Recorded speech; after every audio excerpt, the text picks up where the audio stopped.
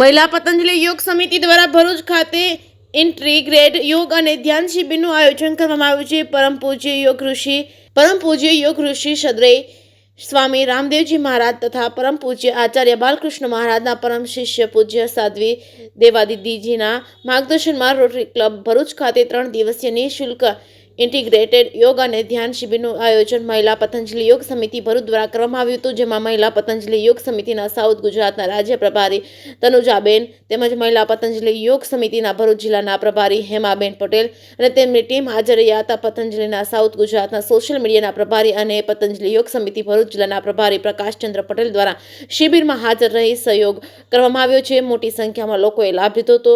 Rotation રચનાબેન ના સહયોગથી આ શિબિર સફળતાથી પૂર્ણ થઈ હતી. જે કેસની ગુજરાતી સાથે કેતન મહેતા, ભરૂચ.